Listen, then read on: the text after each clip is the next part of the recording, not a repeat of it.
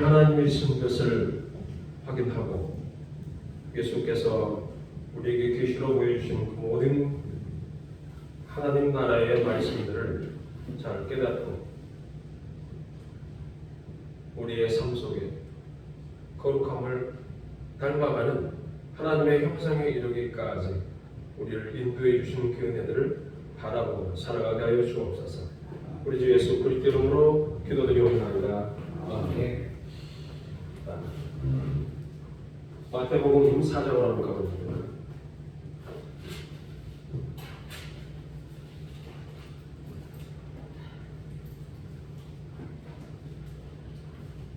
마태복음 4장에서 이제 예수님이 시험 받는 사건에 대한 설명들을 계속 하고 있습니다. 예수님의 시험 사건 8절부터 읽겠습니다. 8절부터 11절까지 시작. 마귀가 꺾을 데리고 지극히 높은 산으로 가서 천한 국과 그 영광을 이루려 만일 내게 하는 이 모든 것을 내게 이에 대해서 말씀하시되 사탄아 그것을 주의 하나님께 경배하고 다만 그를 경배하고 이에 마귀는 예수를 떠나고 천사들이 나와서 쫓으리라. 아멘. 그러니까 예수님의 시험 사건에서 이제 이게 첫 번째 시험은 뭐라고 그랬어요? 시험이 첫 번째 시험이 있어요. 그다음에 두 번째 시험이 있어요. 세 번째 시험이 있는데 첫 번째 시험은 이게 뭐냐? 하나님의 아들이라는. 두 번째도 하나님의 아들이라는. 신성에 대한 시험입니다. 똑같이 신성에 대한 시험으로 마귀가 지금 하고 있다고 그랬죠. 그 다음에 성령에게 이끌려 예수님이 시험을 받는 겁니다. 그러면 성령께서 의도를 갖고 예수님을 시험한다라고 생각할 수 있어요. 근데 이거를 그렇게 보면 하나님 삼위일체 하나님이 서로 의논하는 것이 아니라 서로 시험하는 거네 이렇게 생각할 수 있기 때문에 좀 한계가 있는 표현입니다. 그것보다는 하나님께서 즉 성부 하나님의 뜻을 따라 성자 하나님이 성령 하나님에 이끌려 마귀에게 시험을 받는 이 형식은 하나님의 문제가 아니란 말이에요. 이해되시죠? 하나님의 문제가 아니고 하나님이 지으신 인간의 피조물의 문제다 말이에요. 그럼 피조물의 문제를 해결하는 방식으로서 삼위일체 하나님이 의논하는 형식으로 의논하는 형식으로 이 시험들을 우리가 바라보아야 한다. 이게 중요하거든요. 그러니까 관점이 자칫 잘못하면 오해가 될 수 있다는 겁니다. 아니 성령님이 예수님을 시험한다? 마귀에게 시험을 받도록 한다? 결합과 연합의 개념으로 생각을 해야 이게 이해가 됩니다. 결합 혹은 연합 누구와? 예수 그리스도와 예수님과 우리 주님과 그 다음에 교회는 성부를 말하죠. 이 결합하는 형식이다. 연합의 개념 속에서 예수님의 시험 사건을 이해를 해야 된다. 하나님이 문제가 아니죠. 창조주가 문제가 있다 그러면 이거는 접근 방법이 잘못된 겁니다. 자, 그래서 예수님과 교회가 연합되어 있다는 측면에서 시험을 받는다 하면 하나님이 문제점이 있어서 그 시험을 넘어서서 어떤 하나님의 자리에 간다 이 개념으로 가는 게 아니란 말이에요. 그러니까 예수님이 인성을 갖고 계시니까 인성이 시험을 받는 형식으로 설명해서도 한계가 있다. 이게 그러면 이제 성령 하나님이 예수님의 인성을 시험한다. 이런 부분들이 되는 거니까 인성과 신성은 하나로 연결되는 거예요. 네. 이런 부분들이 신성과 연결됐을 때 문제는.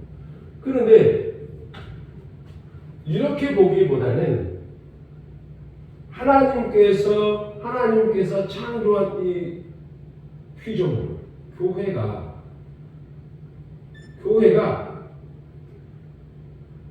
특히 여기는 이제 광야의 교회가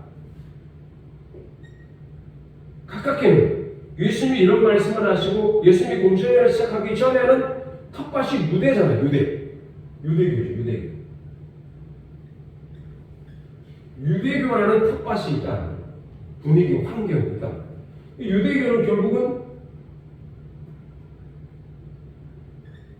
이스라엘이란 말이에요. 그렇죠? 이스라엘은 결국은 야곱이고, 야곱은 결국은 아브라함의 후손이고, 그럼 아브라함은 결국은 하나님으로부터 언약을 맺은 상황이기 때문에 결국은 지금 나타나는 이런 여러 문제점들이 하나님으로 말미암아 모든 부분들이 이렇게 시작된 거예요. 그렇죠? 그러면 하나님이 계명을 지키고 하나님의 말씀을 따라 살아가야 되는 이 부분들을 갖고 이들이 지켜내지 못하니까 이 말씀을 어긴 것을 선지자들을 통해서 계속해서 교훈을 하는데 가르치는 내용이 뭐냐면 돌아오라는 겁니다. 돌아오라. 하나님께로 여호와께로 돌아오라. 여호와 하나님께로 돌아오라. 이 이야기입니다. 왜 돌아와야 되느냐? 예레미야 31장에 보면 예레미야 31장 31절에서 34절 사이에 보면 결국은 이들이 하나님께로 돌아가지 않고 어떤 일이 벌어졌냐면 하나님을 거부하면서 아수르와 바벨론에게 패망하죠. 하나님께로 돌아가지 않으니까 이런 패망이라는 실패를 경험하게 해요. 이 부분들이. 하나님께서 이제 이 모든 역사 속에서 여기까지 올라오는 게 우리가 구약의 역사다. 구약의 역사인데 이 구약의 옛날 이 약속으로는 하나님이 약속을 놓는 게 아니라 구약에는 이 유대인들이 하나님의 말씀을 어겼단 말이에요. 하나님의 말씀을 안 지켜요. 그 안 지킨 것을 예레미야 31장 31절에서 나와 있어요. 한번 찾아보세요. 예레미야 31장 31절. 여러분 이거 계속 반복해도 부족함이 넘쳐요. 계속 했는데 예레미야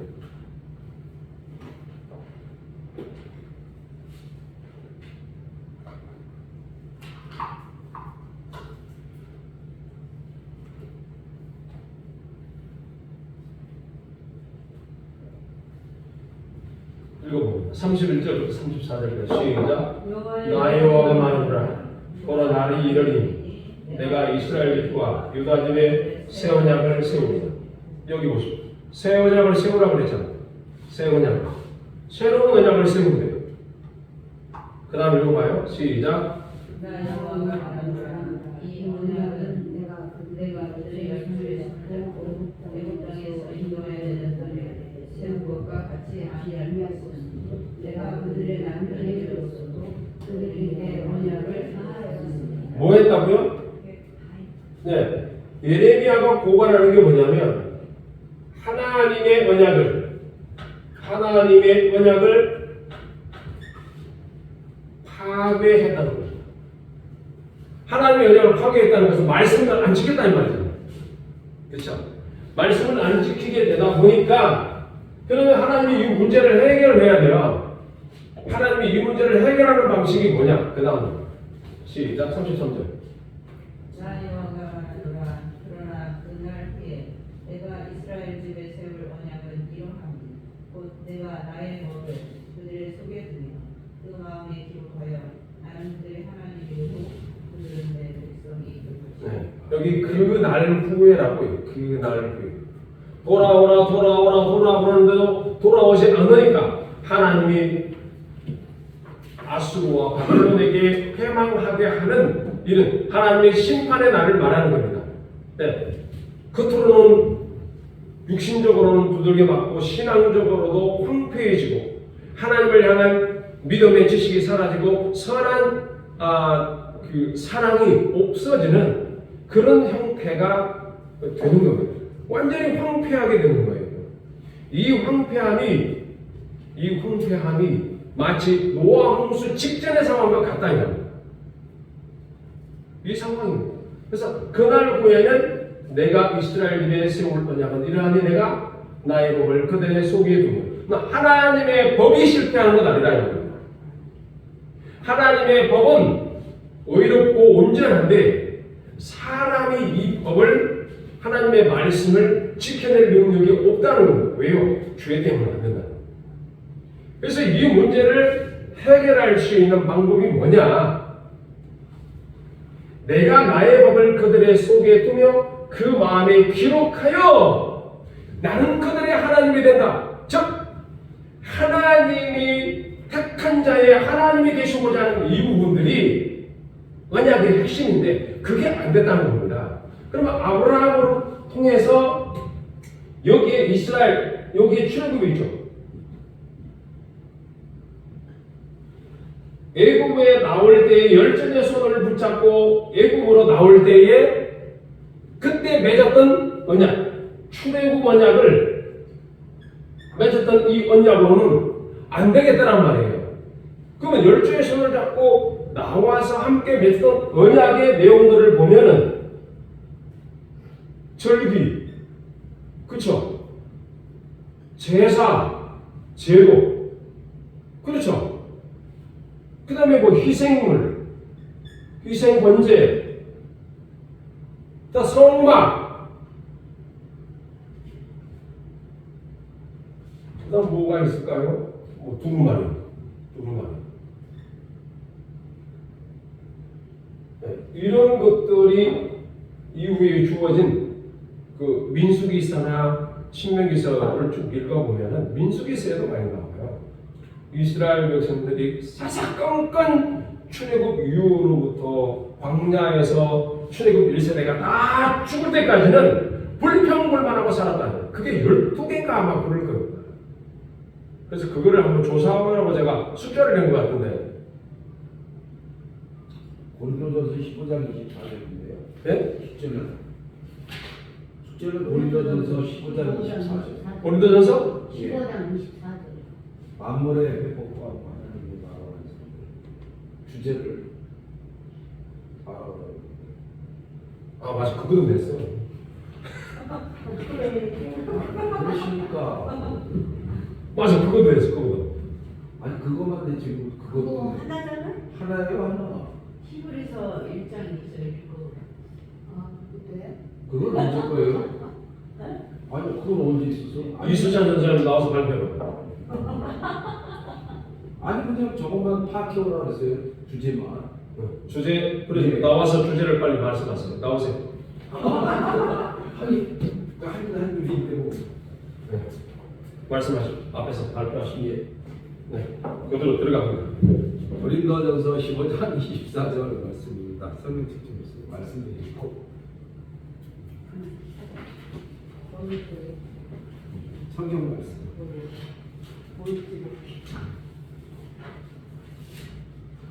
고린도전서 15장 24절 말씀입니다. 그 후에는 마지막이니 그가 모든 총통치와 모든 권세와 능력을 멸하시고 나라를 아버지 하나님께 바칠 때라. 아멘.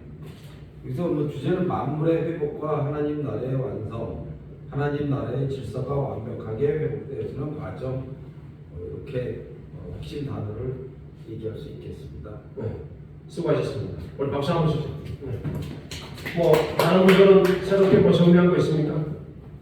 전명희 사모님이 없습니다. 없습니다. 전명희 사모님이 노트에 많이 적어놨어요. 많이 적어서 이만큼 적어. 아니 홍대수 사모님 말씀하세요. 이게 앞으로 나오셨어요.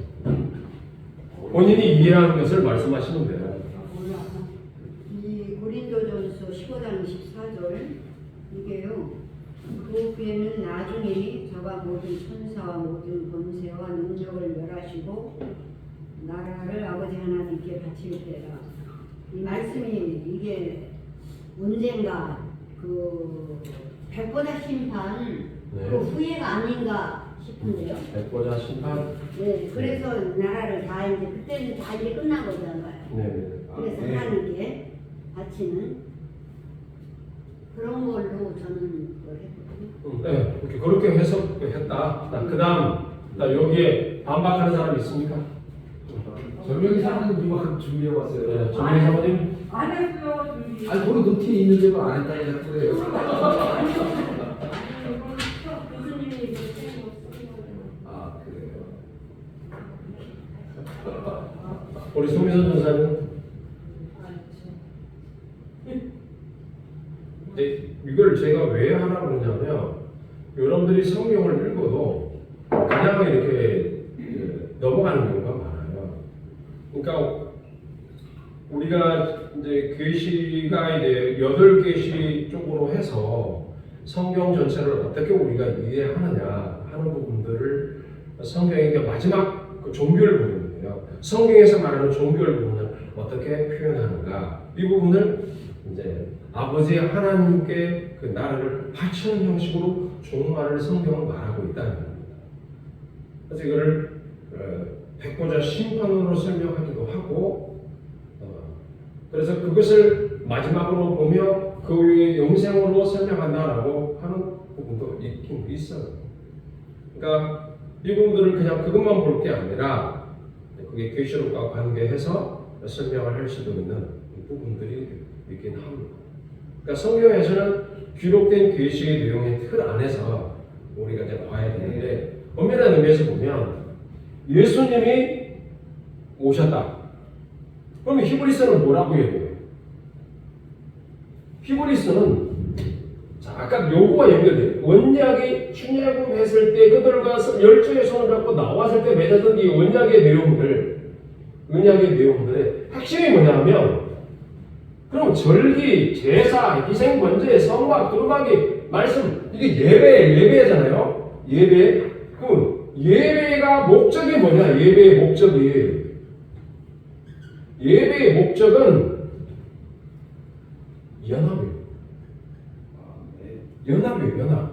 하나님과 내가 하나님. 하나님과 내가 하나님. 내가 이제 교회를 의미하는 거야. 나는 그들의 하나님이 되고 그들은 내 백성이 될 것이라. 이 모든 날 마지막에 아들로 우리에게 말씀하셨으니 옛적에는 여러 모양과 여러 부분으로 말씀하셨던 하나님이 자 그러면 절기, 제사, 희생, 번제, 성막, 두루마기 이건 여러 모양이단 말이에요.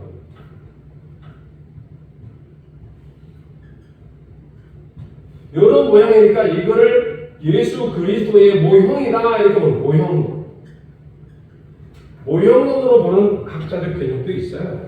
학자들 모형. 예수 그리스도를 표상한다는 겁니다. 희생 번제 예수님을 뜻한다는 겁니다. 절기 예수님을 뜻한다는 겁니다. 모든 것은. 그러니까 예수님과 관련된 모든 것이다. 그것을 말하고 있어요.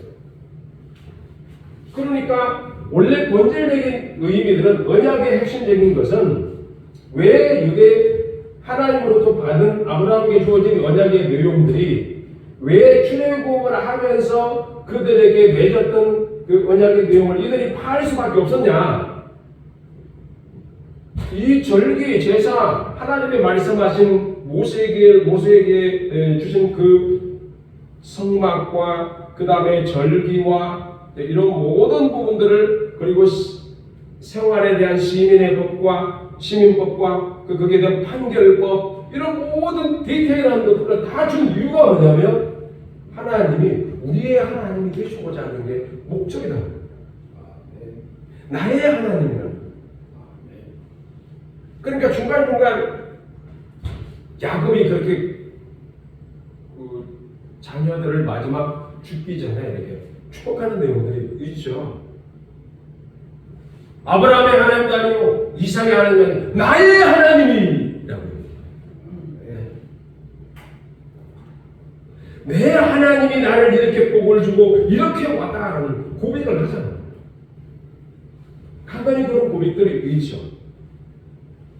그런데 야곱은 약속받은 사람인데 장자권을 가로채고 부정한 방법으로 장자권을 가로채고 도망가고 그리고 신앙생활을 하면서도 하나님 앞에서 뻘짓을 많이 하다 보니까 세겜 주장에게 딸 뒤다가 또 강간을 당하게 되고 그래서 그 집안에 칼이 떠나지 않고 전쟁이 일어나고 세겜 주장의 그 남자들을 전부 다 죽이게 된 이런 일들을 통해서 가나안 땅에 그 주민들을 그 연합해가지고 공격해올 것과 두려워하는 모든 내용들이 결국 어디로 돌아가요? 약복강으로 돌아가요. 약복강. 개인적으로는 자신의 삶이 이런 전체의 흐름처럼 하나님을 거부하고 약삭받은 신앙생활을 살아오다가 결국은 코너에 몰리게 되니까 약복강에서 하나님 앞에 엎드려서 천사와 교회는 이김을 통하여 이스라엘에는 이런 과정들을 변화가 되는 이런 부분들. 그러니까 재생이 되는 거죠. 이스라엘이라는 겁니다. 하나님 앞에 회생되는 거예요. 중심을 경험하는 거예요. 야곱은 육적인 삶을 의미하고 이스라엘은 영적인 삶을 의미하고 그런 내용들을 개인이 겪으면서도 동시에 야곱의 12아들들이 이 모든 내용들을 그 아버지가 겪었던 것처럼 그렇게 겪어가는 현장들이 있는 거예요. 왕자 세월 속에. 그런데 그다음 하나같이 하나님을 거부하죠. 하나님이 우리의 하나님이라는 거예요. 그걸 거부하니까 떠나가요. 그래서 이제 예레미야 시대는 유다를 향해서 이야기를 하죠. 자, 유다야 정신 차려라. 너희들이 조상하고 아브라함이라고 이야기하지만 아브라함이 하나님으로부터 받은 약속을 받은 내용이 뭔지 기억해라. 그것이 바로 너와 내 후손의 하나님이 되겠다는 그 약속 아니냐. 돌아와라. 그럼 돌아오는 방법이 뭐냐? 하나님의 말씀을 지키는 거다. 그래서 두 마리의 기록된 이 말씀을 찾아서 다시 절기로 돌아가고 다시 제사를 회복하고 모든 산당들을 없애고 하나님께로 돌아와야 산다 라고 이야기합니다. 그런데 살아요 안 살아요? 안 되죠. 결국 멸망당하잖아요. 멸망당하는 것이 예레미야는 하나님으로부터 받아서 자신의 민족이 망한다는 걸 알아요. 근데 본인의 애국으로 내려가서 살아. 자기 생명을 보존해. 근데 자신 안에는 뭐가 있다고요? 먼 미래에 우리 주님이 오셔서 새로운 언약으로 내가 그들의 하나님이 되리라는 이 약속을 우리 주님 이루실 거야 하는 소망 속에 살아가는 겁니다. 나라를 망하는 거예요. 그 말은 육신은 부패하나 속사람은 날로 새로워지는구나. 그렇게 된 거예요. 이런 내용들을 여러분들이 복음서를 보면서 예수님의 시험 사건이 어떻게 이렇게 나오는가 여러분들이 이걸 잘 알으셔야 된다. 3월 17일 맞죠? 네.